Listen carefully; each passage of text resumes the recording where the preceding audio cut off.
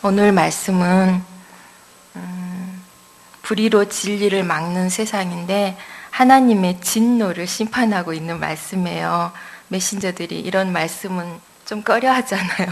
정말 축복되고 좋은 말씀만 주고 싶은데 그러나 피해갈 수 없는, 그러기 때문에 또 하나님이 필요하고 복음이 필요한 말씀인 것 같아요.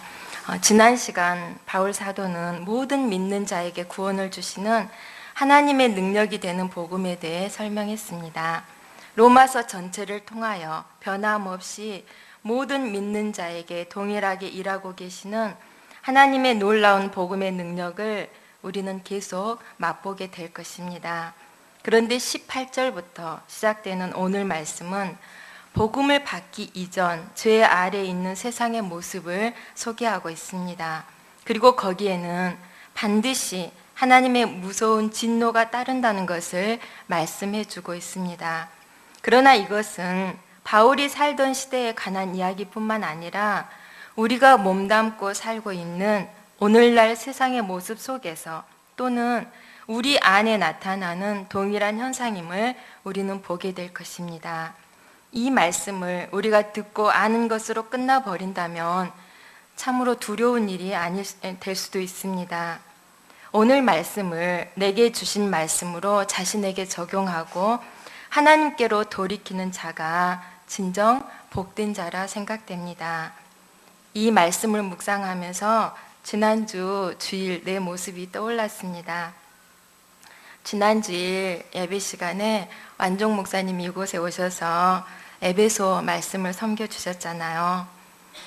딸과 나란히 뒤에 앉아 있는데 말씀을 듣다가 에베소서 말씀 4장이었잖아요. 성경책이 한 장 넘겨졌는데 6장 4절이 눈에 띄었던가 봐요. 6장 4절 말씀이 또 아비들아 너희 자녀를 노엽게 하지 말고 오직 주의 교훈과 훈계로 양육하라. 이 말씀인데 너희 자녀를 노엽게 하지 말고 이곳에 눈이 갔나 봐요. 그래서 나를 툭툭 치면서 이 부분을 가리키면서 딸이 나를 바라보길래 제가 어떻게 했는지 아세요? 그 부분을 왜 가리켰는지 우리 인영 집사님은 알 것 같아요. 엄마들은 눈치가 백단이잖아요. 딸이 뭘 말하는지 알잖아요. 나에게 친절하게 대해주라. 말로 상처 주지 말라. 이런 말이잖아요. 근데 제가 어떻게 했겠어요? 아멘 하고 메신저이기 때문에 말씀을 짚어주면 바로 나를 돌이켜보고 하나님 앞에 회개 모드로 나가야 되는데 제 눈은 어디로 향했는지 아십니까? 그 앞에 있는 1절, 2절, 3절 그것을 가리키면서 기회는 이때다 싶어 형광펜으로 밑줄까지 쳐줬습니다. 그 말씀이 자녀들아 주 안에서 너희 부모에게 순종하라. 이것이 옳으니라. 내 아버지와 어머니를 공경하라. 이것은 약속 있는 첫 계명이니 이로써 내가 잘되고 땅에서 장수하리라. 평소 얼마나 제가 주고 싶었던 말씀이겠습니까? 너무나 축복된 말씀이지만 이 상황에 딸 아이에게 이런 말씀이 들어가겠습니까? 내심 속으로는 너부터 잘해라. 그래야 복 받는다. 엄마의 소원이다. 이런 뉘앙스인데 이 상황에 이런 말씀들이 들어가겠습니까? 아이가 잘못해서가 아니라 무엇 하나 부족함 없이 오히려 정말 감사할 정도로 하나님 앞에 예쁘게 잘 살고 있는데 저도 엄마잖아요. 엄마의 욕심이 기회만 있으면 하나라도 더 가르치고자 하는 엄마의 욕심이 발동한 것 같아요. 하나님의 모든 말씀은 나에게 주시는 말씀인데 왜 우리는 남편이 들어야 하고 그가 들어야 하고 그래서 그가 변해야 된다고 여기는지 제 안에 이런 모습이 참으로 부끄러웠어요. 로마서 말씀도 마찬가지라는 생각이 들었습니다. 먼저 내가 말씀 앞에 서지 못하고 내게 주신 말씀으로 내가 먼저 변화받는 삶을 살지 못하면 하나님의 놀라운 능력의 복음을 선포하는 것이 무슨 의미가 있으며 또 말씀이 우리 속에 어떻게 살아서 역사할 수 있을까 하는 마음이 들었습니다. 그래서 말씀을 감당하는 것이 공부할 때는 정말 재미있어요. 같이 나누고 또 하나님이 주시는 은혜들을 나누고 하기 때문에 너무 재밌는데, 말씀을 이렇게 설교를 이렇게 쓰려고 하면 두려운 마음도 들고, 그래서 성령님을 더 의지할 수밖에 없는 것 같습니다. 이 말씀들의 깊은 의미들을 다 깨달아 알 수는 없지만, 한 말씀도 나와 상관없는 말씀으로 지나쳐 버리지 않도록 성령님 도와주십시오. 간절히 기도할 수밖에 없는 것 같아요. 하나님의 모든 말씀은 진리이며 또 1.1핵도 없어지지 아니한다고 했습니다. 말씀이 약속한 대로 하나님은 반드시 우리의 삶을 모두 다 계산하실 것입니다. 그리고 이 모든 축복의 말씀도 또 진노의 말씀도 들어야 할 대상은 여기 있는 우리 모두라고 생각이 듭니다. 나는 해당 사항이 없다고 벗어날 자가 여기에 아무도 없습니다. 그러므로 한 말씀 한 말씀 앞에 우리가 얼마나 신중하게 나를 비추고 돌아봐야 하는지 깨닫게 됩니다. 이 시간 주시는 말씀이 우리 자신을 비추어서 죄악된 길에서 떠나 하나님께로 돌이키는 능력의 말씀으로 역사해 주시기를 간절히 기도합니다. 하나님께서 기뻐하시는 그분의 자녀된 삶으로 진리의 말씀이 우리를 생명으로 인도하는 귀하고 복된 시간 되기를 진심으로 원합니다. 아멘. 18절부터 시작되는 오늘 말씀은 로마서 본문에 해당됩니다. 사도 바울은 하나님의 무서운 진노의 말씀으로 시작하고 있습니다.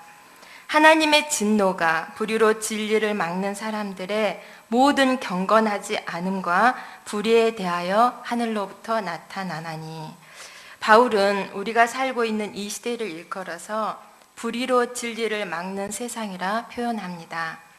바울이 살던 1세기 때도 그러했고 말세라 하는 지금 이 시대는 더욱 하나님의 진노가 쌓여가는 시대입니다. 하나님 없이 자기가 주인 노릇하며 마음에 원하는 대로 사는 사람의 결국은 하나님의 진노만이 기다리고 있습니다. 하나님이 진노하시는 이유는 불의로 진리를 막는 사람들의 불경건과 불의에 대해서라고 말씀하십니다. 경건하지 않음, 불경건은 무엇을 의미할까요? 인간이 자기 마음대로 살고자 하는 마음의 상태를 말합니다. 마음에 하나님을 인정하지 않는 태도입니다. 즉, 하나님을 마음에서 쫓아내고 또 하나님이 우리 인생의 주인 되심을 거부하는 것입니다. 에덴 동산 중앙에 선악과를 두시고 하나님께서 언약하신 것은 주인 되신 하나님을 늘 바라보며 기억하라는 것이었습니다. 그런데 아담과 하와가 하나님의 말씀을 거역하고 선악과를 따먹은 것은 하나님을 의식하지 않고 내 마음대로 살겠다는 것입니다. 거기서부터 인간의 모든 죄는 시작되었습니다. 그리고 불의는 불경건에서 나온 것인데, 우리 인간이 마음에서 하나님을 쫓아낸 결과 나타난 악한 행동과 그에 따른 모든 열매들을 말합니다. 그러므로 보십시오. 이 세상은 온통 하나님을 마음에서 쫓아낸 불경건한 자들이 범하는 삶의 열매가 불의로 나타나서 진리를 가로막고 있습니다. 이것에 대해서 하나님은 진노하고 계십니다. 하나님의 진노를 불러오는 인간의 불경건과 불의가 얼마나 심각한 죄인지 우리가 알기 원하십니다. 요즘 이 시대는 노아 시대처럼 죄가 온 땅에 관영하여 하나님의 무서운 진노를 쌓고 있습니다. 하나님의 진노가 어떤 형태로 나타날지 심히 두려워해야 합니다.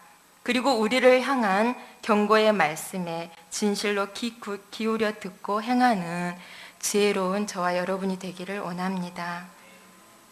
우리 인간은 하나님의 형상대로 창조되어 하나님을 지각하며 살 수 있도록 양심과 이성을 주셨습니다.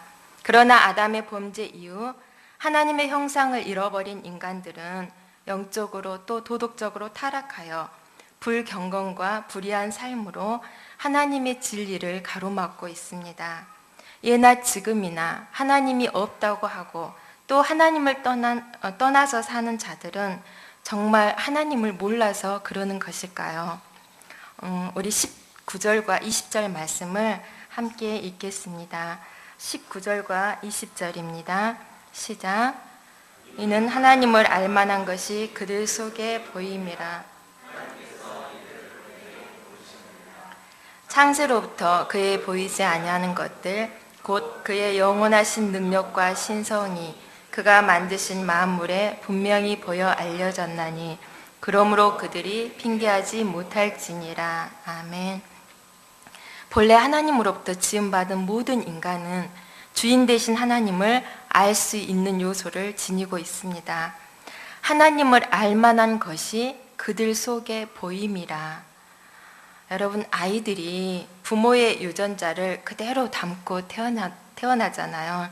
그래서 붕어빵이라고 하잖아요. 우리도 하나님으로부터 왔기 때문에 아버지이신 그분을 알 수밖에 없습니다. 하나님의 형상을 따라 지음받은 인간은 영혼을 소유하고 있기 때문에 영적인 존재를 향한 갈망이 있습니다. 시대를 막론하고 보십시오. 어느 시대나 인간은 하나님을 섬기지 않으면 꼭 뭔가를 붙들고 의지하고 살아갑니다. 또한 양심과 이성을 주셔서 인간답게 분별하게 살 수 있는 지각을 주셨기에 하나님을 찾고 알 수 있도록 하셨다는 것입니다. 욥기 32장 8절에 보면 사람의 속에는 영이 있고 전능자의 숨결이 사람에게 깨달음을 주시나니 하고 말씀하십니다. 이와 같이 인간에게는 누구나 하나님을 알 수 있는 내재적 지식이 안에 있습니다. 그뿐입니까? 20절에 보면 하나님은 지으신 만물을 통해서 자신을 드러내셨습니다. 이를 자연계시라고 합니다. 하나님은 자연 모든 만물을 지으셨을 뿐만 아니라 지금도 보이지 않은 그분의 손으로 붙드시고 또 통치하고 계십니다. 여름이 물러가고 가을이 오니까 하늘빛도 예전 그 빛이 아닙니다. 깊고 청명한데 두둥실 떠가는 흰 구름을 보고 있으면 정말 하나님의 그 오묘하신 손길에 절로 감탄하게 되는 것 같습니다. 하늘 가득히 어느 화가가 그렇게 멋진 그림을 그려 넣을 수 있을까? 저는 가끔 하늘을 보면서 정말 하나님의 그 오묘하신 손길, 그분만이 하실 수 있는 그 세계로 지금까지 이 땅을 다스리고 있잖아요. 너무나 멋지고 좋은 경치를 봐도 그렇고 또 비가 오고 천둥이 치면 믿지 않는 자들도 아이고 하나님 그러잖아요. 소리가 절로 나오잖아요. 그분이 만드시고 운행하시는 모든 것 속에 그분의 살아계심이 나타나 있습니다. 이와 같이 하나님이 지으신 천지 만물은 하나님의 영광을 드러내며 또 그의 살아계심을 선언하고 있습니다. 우리는 그 속에서 하나님의 영원하신 능력과 신성을 발견할 수 있으므로 누구든지 하나님을 몰랐기 때문에 믿지 않았다고 핑계할 수 없는 것입니다. 그런데도 왜 많은 사람들이 하나님을 알면서도 없는 분처럼 자신을 속이며 진리를 거스리며 살고 있는 것입니까? 21절에 말씀하고 있습니다. 우리 21절 함께 읽어볼까요? 21절입니다. 오늘 여절 말씀입니다. 시작. 하나님을 알되 하나님을 영화롭게도 아니하며 감사하지도 아니하고 오히려 그 생각이 허망하여지며 미련한 마음이 어두워졌나니. 그렇습니다. 하나님을 알되 하나님을 영화롭게도 아니하며 감사하지도 아니하고, 이것이 바로 모든 죄의 근원인 것을 보게 됩니다. 하나님의 형상대로 지음받은 인간은 인생의 주인 되신 하나님을 그 마음에 모시고 그분과 함께 살도록 지음받았습니다. 그것이 인생의 참된 행복이며 축복이기 때문입니다. 그러나 교만해진 인간은 하나님을 알되 하나님으로 대접하지 않았습니다. 하나님은 마땅히 인간들로부터 영광과 존귀와 섬김을 받기 합당하신 분인데 하나님처럼 되고자 하는 인간의 교만이 하나님을 영화롭게도 아니하고 마음에서 하나님을 영영 몰아낸 것입니다. 생명의 근원 되신 하나님을 떠나 자신이 모든 것의 주인인 양 하나님의 자리에 서고자 했습니다. 그러하기에 하나님을 알되 영화롭게도 아니하며 하나님이 인간에게 주신 그 모든 것에 감사하지도 않았습니다. 인간은 본래 하나님을 경외하며 그분의 영광을 위해 살도록 지음받은 존재입니다. 이것이 바로 우리의 존재의 목적입니다. 그러나 죄악된 인간들은 하나님이 창조하신 우주 만물을 보면서도 하나님을 발견하지 못하고 그 마음에 하나님이 없다고 생각합니다. 어떤 이들은 알면서도 간섭받는 게 싫어서 내 마음대로 살려고 하나님을 없는 분 취급하며 삽니다. 그 결과 어떻게 됩니까? 생각이 허망하여질 뿐만 아니라 마음이 미련해지니 영적인 눈이 어두워지고 죄악 가운데 행하면서도 전혀 깨닫지를 못합니다. 또한 우리 마음 가운데 감사가 사라질 때 대신 불평과 원망이 자리함을 우리는 너무나 많은 경험을 통해서 알고 있습니다. 그래서 바울 사도는 우리에게 범사에 감사하는 삶을 살라고 말씀하십니다.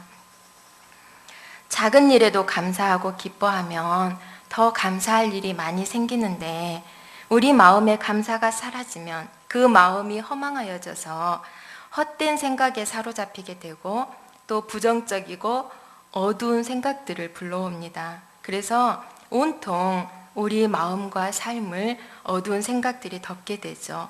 그렇게 되면 조그마한 일에도 예민해져서 신경이 날카로워지고 또 그렇게 우리 마음이 심란해지면 어떻게 되나요? 주변 사람들의 관계도 깨지고 우리 삶은 자연히 불행하게 됩니다.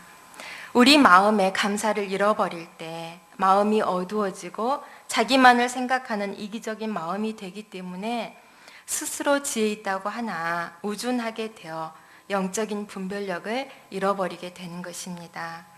육적인 일에 대한 인생들의 지혜는 끊임없이 발전하지만 영적인 눈은 어두워져서 하나님과 영혼에 대한 실체는 보지 못하는 무지몽매한 자들이 되었습니다.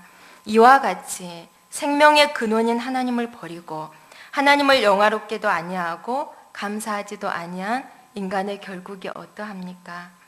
스스로 지혜 있다고 하지만 어리석게 되어 썩어지지 아니하는 하나님의 영광을 썩어질 사람과 새와 짐승과 기어다니는 동물 모양의 우상으로 바꾸었느니라.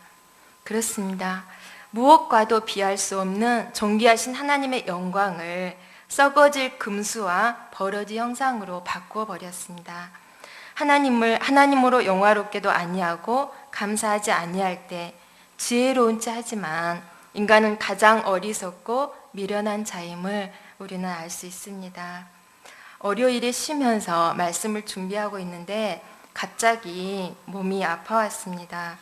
원인도 모르겠는데 온 몸이 아프면서 몸은 갑자기 춥고 힘이 빠져 아무것도 할 수 없어서 이제 이불 속에 들어가서 뒤집어 쓰고 누워 있었습니다.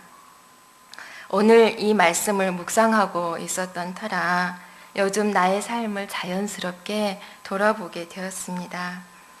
하나님을 알되 하나님으로 영화롭게도 아니하고 감사하지도 않고, 이 말씀은 믿지 않는 자들에게만 주시는 말씀이 아니었습니다.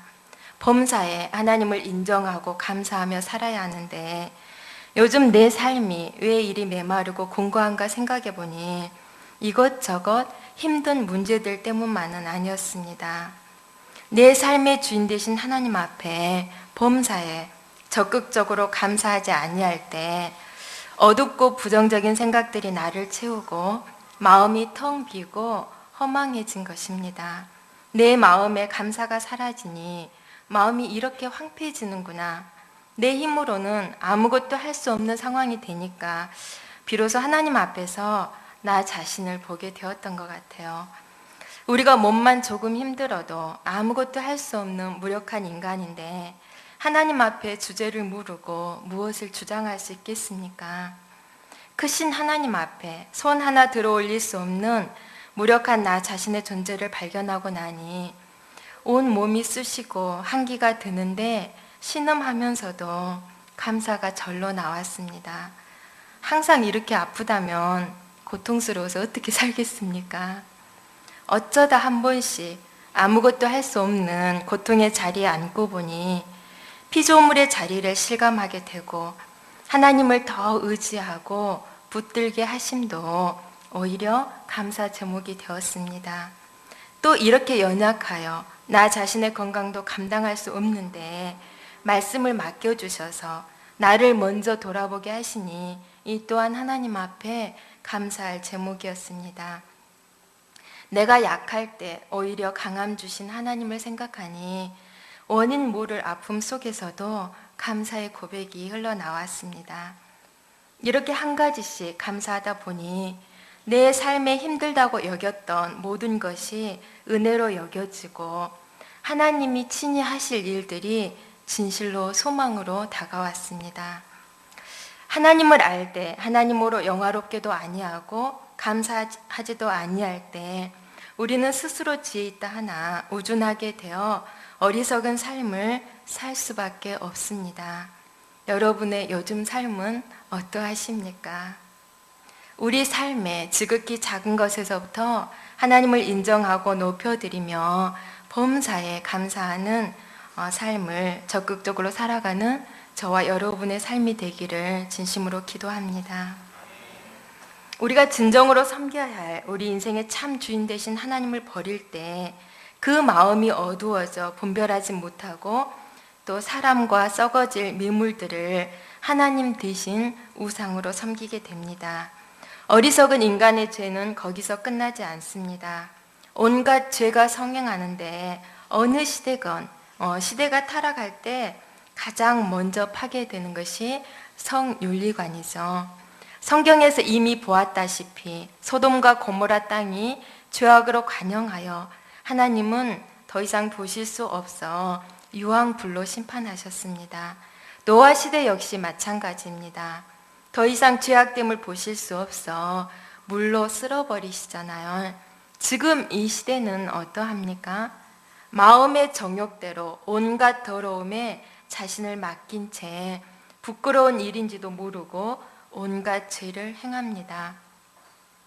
그들을 마음의 정욕대로 더러움에 내버려 두사 그들의 몸을 서로 욕되게 하셨으니 그들의 여자들도 순리대로 쓸 것을 바꿔 영리로 쓰며 또 그와 같이 남자들도 순리대로 여자 쓰기를 버리고 서로 향하여 음욕이 불릴 듯 하매 남자가 남자와 더불어 부끄러운 일을 행하여 그들의 그릇 때문에 상당한 보응을 그들 자신이 받았느니라.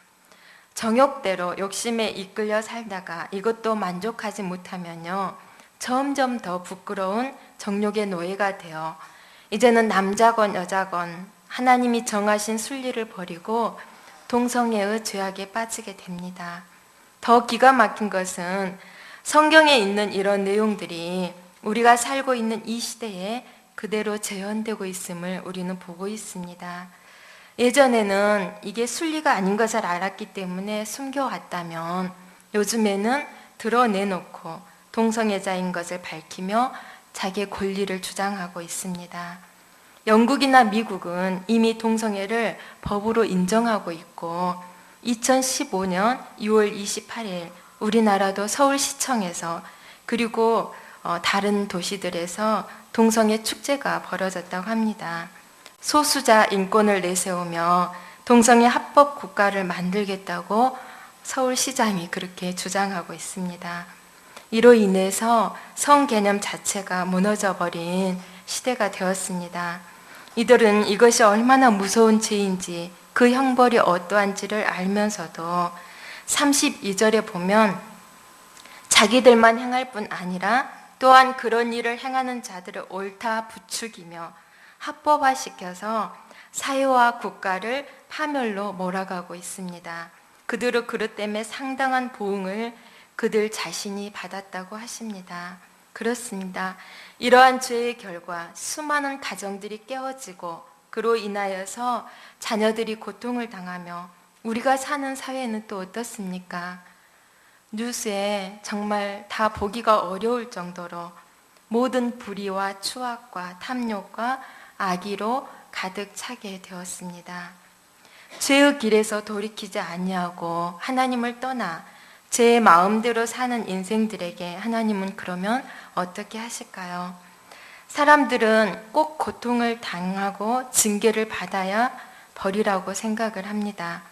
그래서 징계가 없으면 죄를 짓고도 괜찮다고 여기죠. 그러나 징계보다 더 무서운 벌이 있습니다. 24절과 26절, 28절을 보시면 그러므로 하나님께서 그들을 마음의 정욕대로 내버려 두사, 또 26절에 그들을 부끄러운 욕심에 내버려 두셨으니, 28절에도 나옵니다. 그들을 그 상실한 마음대로 내버려 두사. 하나님께서 내버려 두셨다고 말씀하고 있는데 3번이나 거듭 반복하고 있습니다. 그러나 여러분, 하나님께서 그들이 하는 대로 내버려 두시는 것만큼 두려운 일은 없습니다. 네 맘대로 해라. 네가 알아서 해라. 이게 굉장히 존중하는 것 같잖아요. 일일이 간섭하지 아니하고 그러나 내버려 두는 것만큼 우리 인간에게 무서운 벌은 없습니다. 하나님께서 내버려 두시면 인간은 자유로운 것이 아니라 죄의 수렁에 더 깊이 빠져 헤어나올 수가 없습니다. 어떤 인간도 그렇다고 봅니다. 진정한 자유는 하나님의 품 안에 그분의 보호하심 속에 있을 때 보장이 됩니다. 마음에 하나님 두기를 싫어하여 영적으로 상실된 인간에게 주어지는 결과 중에 하나가 하나님께서 그 상실한 마음대로 내버려 두신다는 것입니다. 실은 하나님이 그들을 버리시는 것이 아니라 그들 스스로가 하나님을 원치 않고 필요 없다고 버린 것입니다. 우리 부모들이 어떤 때 제일 속상해 합니까? 아이들이 사춘기가 되면 부모의 간섭이 싫어서 고분고분하지 않고 내 맘대로 할 테니 상관하지 말라, 간섭하지 말라고 요구합니다. 조금 더 커보면 내 인생은 내 것이니 나에게 맡겨달라, 내가 책임지겠다고 반항하고, 또 급기야 어떤 아이들은 부모의 보호에서 떠나갑니다. 그렇게 가출해서 거리를 배회하며 떠돌아다니는 아이들이 참 많다고 합니다. 집을 떠나 부모의 보호에서 벗어날 때 한순간은 자유를 만끽할지 몰라도 그 애들이 가는 곳이 어디겠습니까? 어두운 밤거리를 헤매며 또 어둠의 세계에 더 깊이 빠져들 수밖에 없습니다. 부모의 보호 영역에서 떠나버리면 손을 쓸 수 없기 때문에 그 삶은 비참합니다. 우리의 삶도 마찬가지라고 생각이 듭니다. 내 마음대로 해라. 더 이상 상관 않겠다. 부모들이 하다 말 안 들으면 그러잖아요. 그러나 하나님께서 내버려 두시는 것이 우리에게 가장 두려운 일임을 우리는 기억해야 합니다. 하나님은 자신의 백성을 훈계하며 회개하도록 징벌하시기도 합니다. 그러나 하나님을 떠나서 사탄에게 마음을 내어줄 때 더 이상 간섭지 않으시고 내버려 두십니다. 가룟 유다를 보면 계속해서 예수님이 그 마음을 돌이키고자 하셨지만 그가 결국 마음을 돌이키지 아니하고 사단에게 마음을 주어버리니까 사단이 그 마음속에 들어가 버리잖아요. 그때는 어떻게 못하죠. 그래서 결국은 예수님을 은 30에 팔잖아요. 그들의 삶이 잠깐은 자유하고 형통하는 것처럼 보이나 그것이 하나님의 형벌이며 가장 큰 진노의 표현임을 우리는 알아야 하는 것입니다. 그런데 많은 사람들이 하나님의 보호 영역에서 벗어나 하나님의 간섭을 떠나 불경건과 불의한 삶을 살고 있음을 보게 됩니다. 참으로 두려운 일이 아닐 수 없습니다. 우리 마음에 하나님 두기를 싫어할 때 하나님께서 그 상실한 마음대로 내버려 두시면 하나님께 버림받은 그 인생은 어떻게 됩니까? 상실한 마음이라는 것은 하나님이 우리 인간에게 주신 본연의 마음, 즉 하나님의 형상을 잃어버렸다는 것입니다. 죄로 인해서 병들고 어그러진 잘못된 마음, 그대로 내버려 두실 때 우리는, 인간은 해서는 안 될 합당하지 못한 일들을 하게 되는데, 그 죄들을 29절에서 31절에 열거하고 있습니다.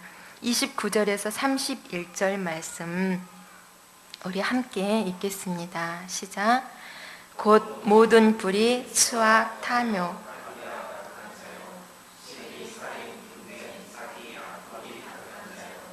수근수근하는 자요, 비방하는 자요, 하나님께서 미워하시는 자요, 능욕하는 자요, 교만한 자요, 자랑하는 자요, 악을 도모하는 자요, 부모를 거역하는 자요, 우매한 자요, 배약하는 자요, 무정한 자요, 무자비한 자라. 살인, 강도 이런 게 아니라 우리가 자세히 보면 정말 우리와 무관하지 않는 단어들이 참 많이 나오는 것을 보게 되죠. 제가 세어봤더니 21가지 죄악들이더라고요. 위에 열거된 21가지 죄의 항목들은 하나님을 떠난 자들이 행하는 합당치 못한 일이라고 말씀하고 계세요. 그런데 여러분, 21가지 죄의 항목들을 자세히 살펴보세요. 나는 이런 죄와 아무런 상관이 없다. 진정으로 자유하십니까? 항상 그렇지는 않지만 우리 마음과 삶을 정직하게 돌아보면 어떤 부분에서는 걸리는 부분이 있지 않습니까? 우리 마음이 잠시 하나님으로부터 떠나 있을 때 이러한 죄들이 우리 마음을 헤집고 들어옵니다. 자매들이 특히 약한 부분들, 우리 마음에 수없이 스쳐가는 시기심, 또 분쟁, 수근수근하는 것, 비방하는 것, 교만함, 자랑하는 것. 여기서 자유로울 수 있는 사람이 있습니까? 형제들은 어떤 부분에 더 약합니까? 형제들은 제가 잘 몰라서. 우리 모두가 더 약해서 자주 넘어지는 부분들이 있습니다. 이 부분을 공부하는데 우리 박복자 주찬이 할머니가 이제 딸하고 수근수근 하는 것도 안 되겠네 그러더라고요. 아버님 흉을 봤던 것 같아요. 근데 참 많이 이게 정말 하나님 앞에 무서운 죄인 줄 모르고 그래야 풀고 살 수 있다고 참 여자들 많이 그러잖아요.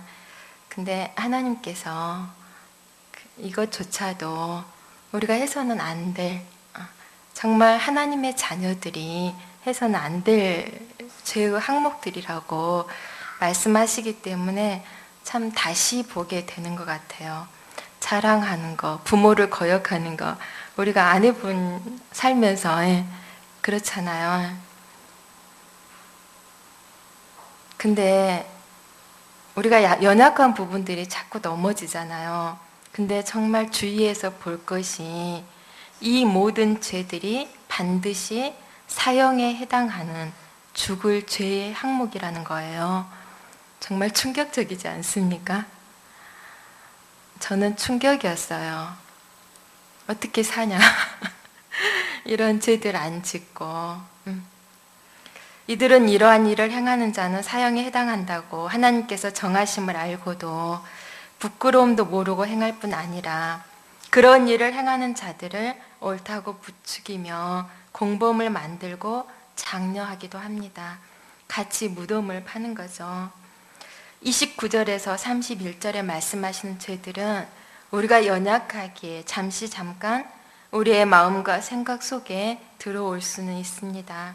그러나 이런 죄의 항목이 우리 속에 자리 잡기까지 방치해두면 결국 그 죄가 우리를 삼키게 되는 것을 우리는 기억해야 할 것입니다. 이런 일을 행한 자는 사형에 해당한다고 반드시 죽을 죄라고 경고하고 계심을 우리가 마음에 새기기를 원합니다. 그러면 연약한 우리가 이 죄들로부터 벗어나 하나님의 생명을 얻고 누릴 수 있는 길이 어디에 있을까요? 우리 마음 중심에 하나님이 왕으로 늘 다스리도록 그분의 자리에 모셔드릴 때 저는 우리가 이 죄들에서 벗어날 수 있다고 봅니다. 우리 마음 중심에서 하나님을 몰아내는 것이 모든 죄의 시작임을 오늘 말씀을 통해서 우리가 늘 기억하기를 원합니다. 오늘 또 내 마음에, 내 삶의 중심에 하나님이 계셔서 내가 하나님 앞에 살고 있는가 늘 점검해 봐야 할 것입니다. 몸과 영혼을 능히 지옥불에 멸하시는 하나님을 두려워하며 우리가 하나님 앞에 살 때 하나님께서 또한 우리를 그 모든 죄로부터 지켜주실 것입니다. 하나님을 모시고 우리 안에 계신 성령님과 동행하며 살다 보면 자연히 죄를 이기고 죄로부터 떠난 삶을 살 수 있습니다. 왜냐하면 우리 안에 계신 성령님은 거룩하신 분이시잖아요. 그래서 우리를 거룩한 그분의 거룩함으로 데려가시기 때문에, 인도하시기 때문에 죄가 싫어지고 우리 마음과 입술에서 삶에서 멀리하게 되는 것 같아요. 세상 사람들과 다를 바 없는 우리에게 오늘 또 복음을 주시고 진리의 말씀을 주셔서 내버려 두지 아니하시고 생명의 길로 돌이키시는 하나님의 사랑과 은혜를 인해서 진심으로 감사를 드립니다. 주님만을 우리 마음과 삶의 중심에 모시고 어떤 속에서도 하나님을 영화롭게 하며 감사하는 삶을 저와 여러분 모두가 함께 살아가기를 진심으로 기도합니다. 아멘. 우리 찬송가 38장 하나님 앞에 불러드리고 같이 기도했으면 좋겠습니다. 이전까지는 우리가 어떻게 살아왔든 주님, 당신을 다시금 내 마음 중심에 모셔드립니다. 내 삶의 중심에 모셔드립니다. 예수 우리 왕이여, 이곳에 오셔서 우리가 왕께 드리는 영광을 받아주소서. 우리는 주님의 백성, 주님은 우리의 왕이십니다. 왕이신 예수님, 우리 마음 중심에 오셔서 좌정하사 우리를 다스려 주십시오.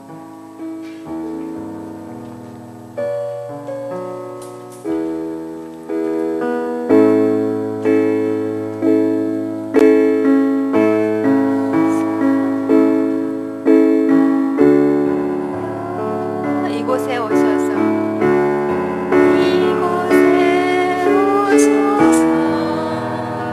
우리가 왕께 드리는